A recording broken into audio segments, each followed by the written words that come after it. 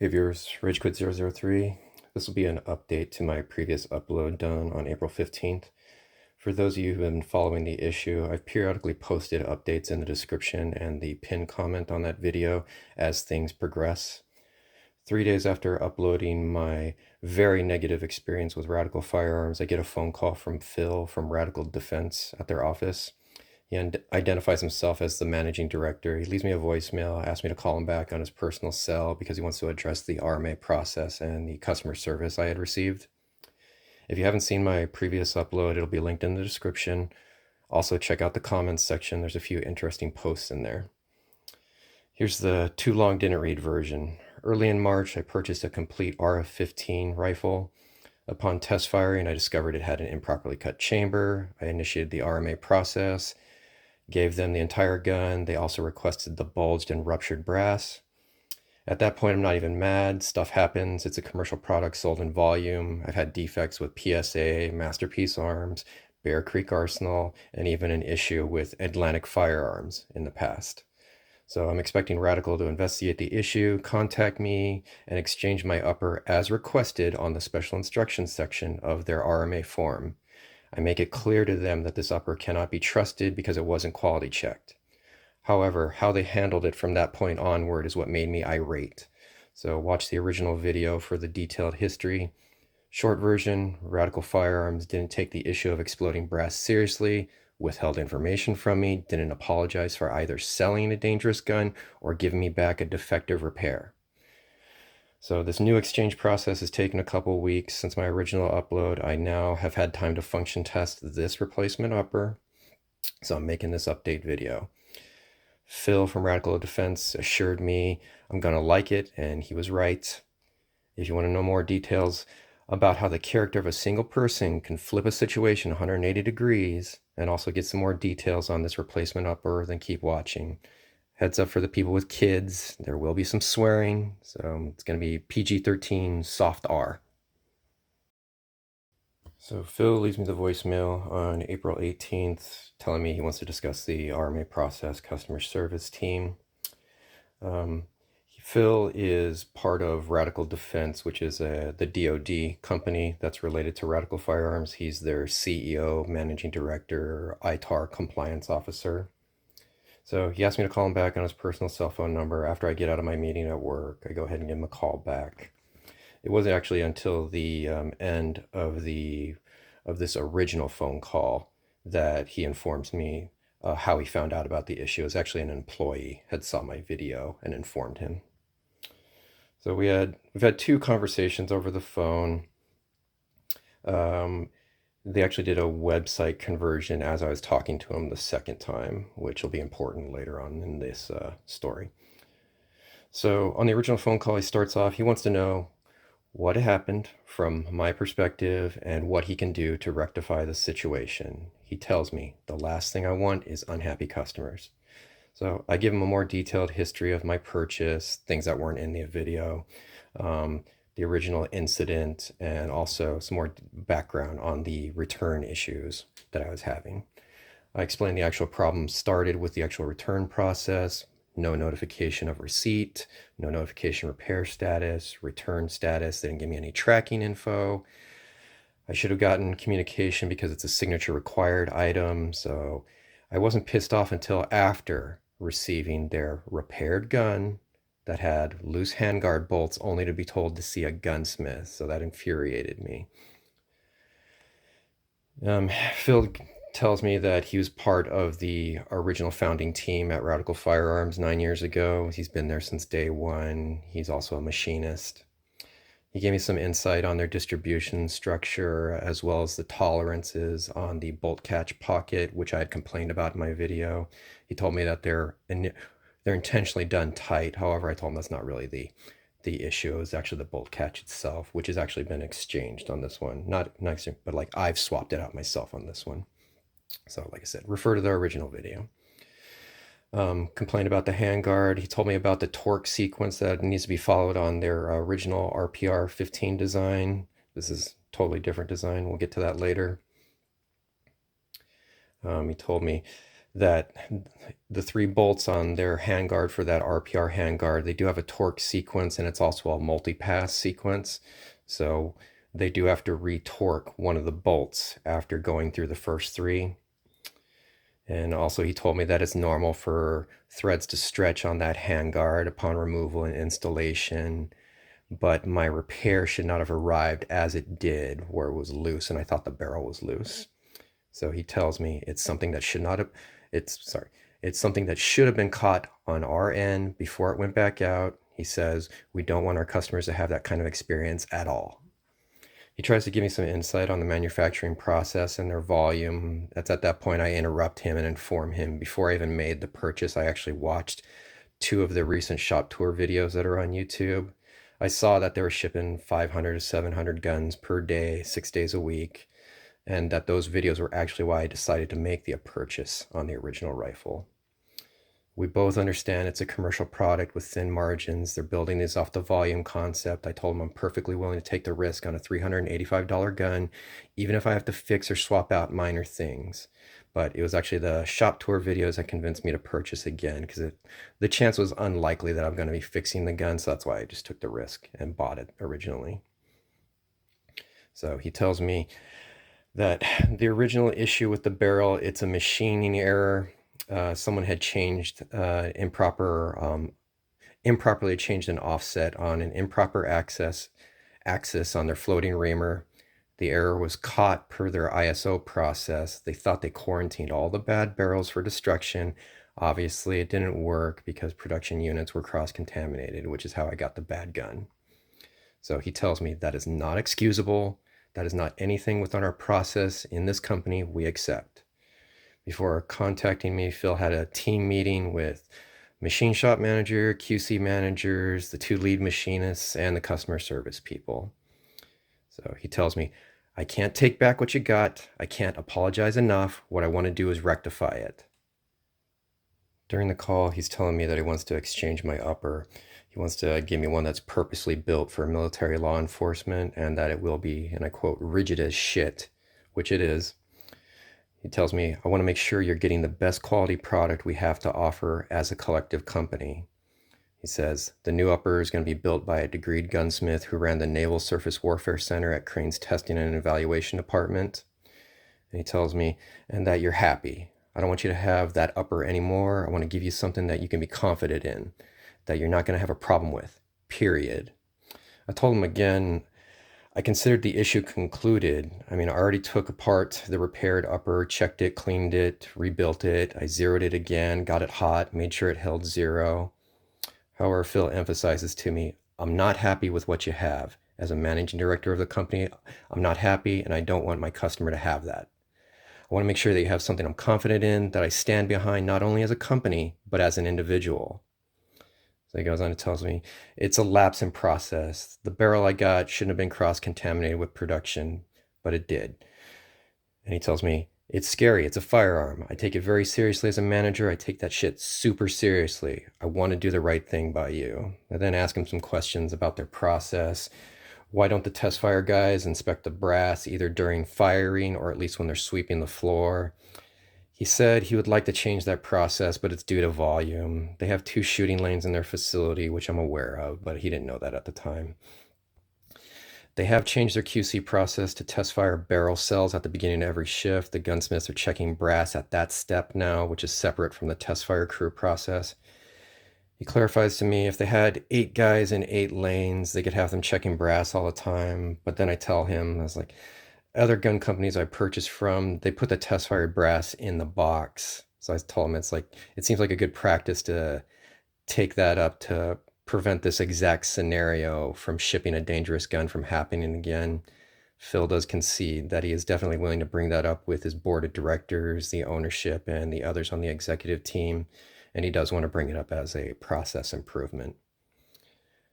He tells me it's a scary issue. It's like improperly heat treating a bolt or putting 300 blackout down 5.56. And he does sympathize with me because he's a left-handed shooter, because I had brought up the point about like it would have been really bad had I been shooting that gun left-handed with the exploding brass going by my face. And he tells me that when he watched the video, he said, had to take a kick in the dick this morning watching your video, but I take it very seriously. You did make an impact on us internally, managing side, quality side, customer service side. So we joke around in the call about my original return from 2017. That's my SBR barrel where the barrel extension broke. He told me they were melaniting barrels after putting on the extension back then, but the heat from their QPQ process caused the extensions to loosen. Some of those barrels got out. I ended up getting one. However, he told me back then during that process, they actually scrapped 10,000 barrels, even though I still ended up getting a bad one. So I tell him during the call that I thought like $385 for a whole AR in this economy seems too good to be true. However, after seeing his shop tour videos, I'm going to take the risk. Like I said, even if I have to fix stuff such as their safety detent, and I tell them about like the chrome chipping. Well, I don't know if it's chrome or not. Whatever that coating is on the safety detent, their safety actually chips off the coating on the detent. So that's another thing I had to replace inside this lower. So the phone call ends with him describing certain features of this upper, which I didn't know at the time. It didn't have a website listing. During the call, I refrained from asking him questions about this upper because I thought I could just look it up myself. But he does tell me, he's like, I have to protect my brand, but even more important, I have to do the right thing by people.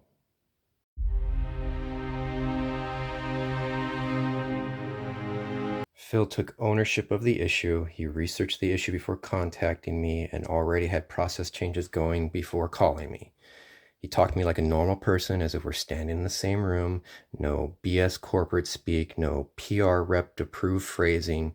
More importantly, not once did he use a single customer service platitude when speaking with me. He never said, I can understand how this could be frustrating for you, or lie to me and say, I'd be happy to assist you with, because he wasn't happy either. He took a risk even reaching out to me. At the 11-minute mark of my original video, I make it very clear how pissed off Radical made me with their treatment. So why would any person reach out to someone who is clearly now hostile to their company? But he did. Because of his character, he didn't need to de-escalate with me. We spoke like regular people. We swore together, joked around. When I asked questions, he gave me the honest answer, even if it was negative towards the company. He owned the mistakes. He was even relatable. When he was confirming my address, he noticed I lived in the same city as some of his family. I also lived next to the Air Force base he was formerly stationed at, which I also have family that was stationed there. And Phil, if you're watching, I asked my family member that we were discussing if you two knew each other. David did confirm that he retired the year before you transferred on base. I also didn't mention it during our call, but my father also worked on F-16s, but we were never stationed at that base. So I feel obliged to make this upload for Phil. I told him repeatedly during the call I considered this issue concluded. However, it wasn't concluded for him. He refused to let that negative experience be the end of the story. I told him I don't want anything. There's nothing to rectify. I'd already fixed the repaired upper. I've invested time in test firing, heat soaking it, re-zeroing it, but he wouldn't accept that. Because of this man's character, I agreed to the exchange. I only dealt with him directly. I was apprehensive about exchanging it because I had no idea what the replacement was going to look like, but he told me I'd like it, and he was right. I trust this product. Radical Defense did right by me. He got a hostile former customer to pull a 180. He understood from the beginning I wasn't mad about the barrel. I was mad at how his company treated me.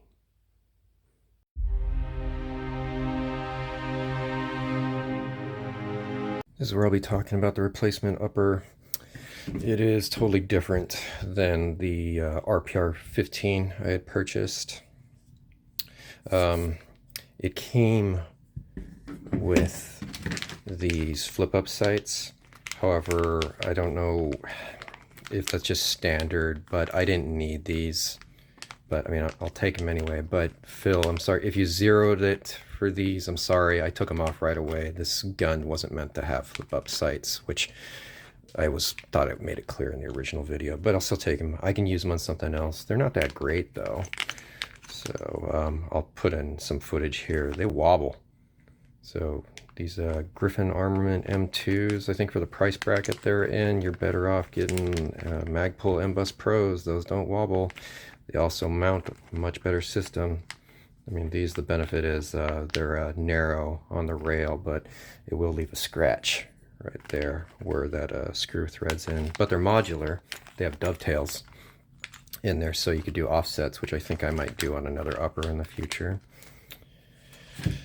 But and I'll splice in different footage here, zoom in on different aspects, but that's one of the issues that he was telling me about addressing is the tombstone lockup system that they have, and how this is, they have a special tool to press fit this onto the barrel nut.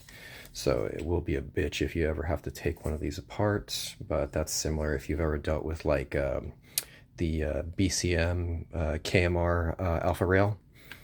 Similar situation, you got to use a heat gun on that one, but I don't anticipate doing that. They do have a patented gas block that they're using on here. It's totally different style. It does have the normal hex screws in there. He does have it with a, that looks like a, yep, that's a roll pin going across to hold it in place. However, it's a threaded gas tube that is straight, so it doesn't have the bend in it because the gas block is actually taller. It goes all the way up to the top of the rail.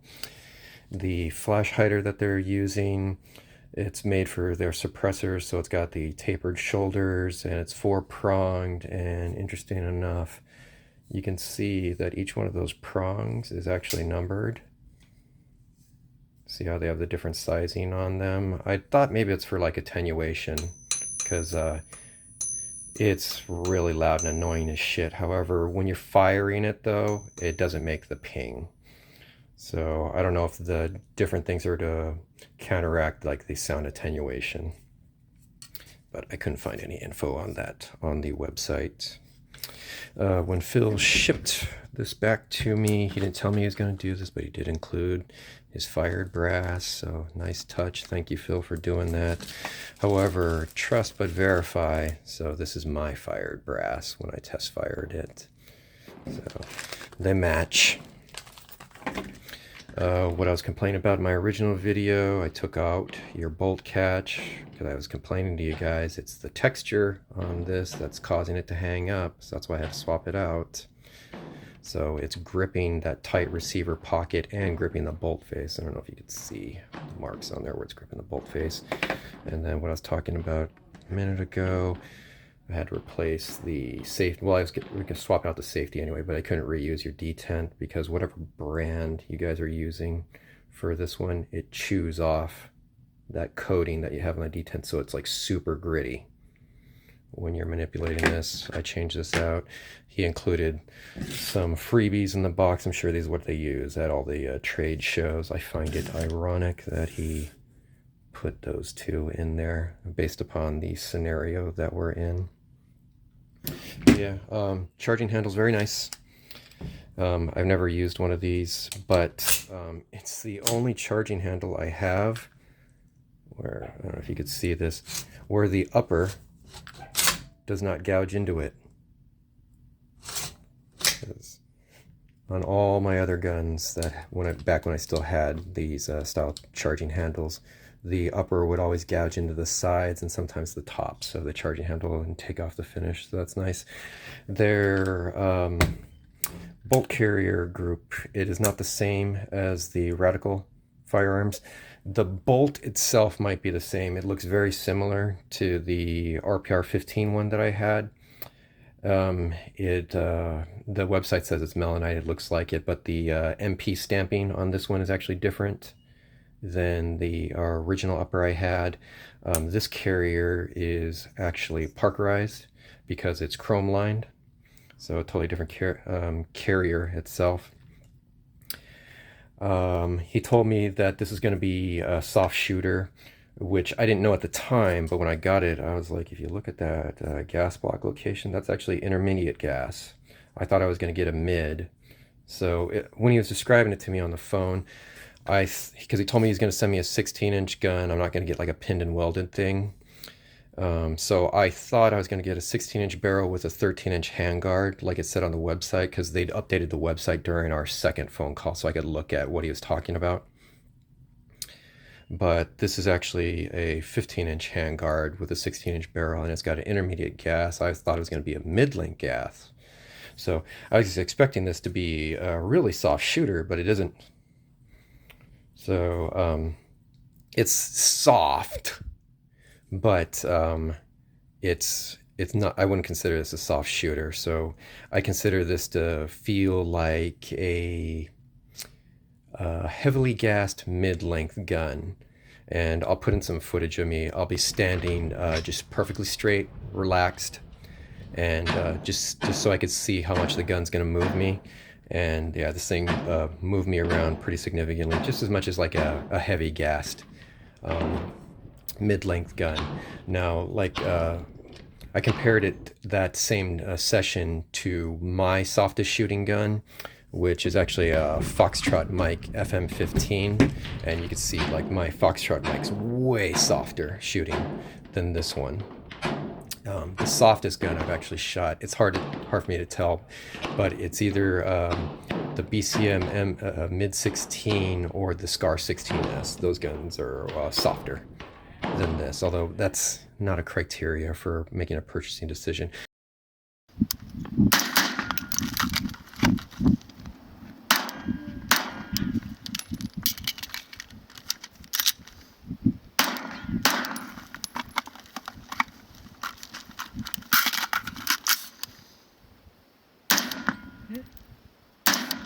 I was holding low too. I don't know where that hit. I think it might have hit. I probably hit way low. Because I can see it behind you.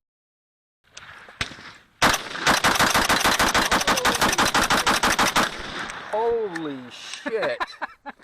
Dude. It's badass, isn't it? Wow. See how fast you fucking ran that shit? It fucking practically shoots itself.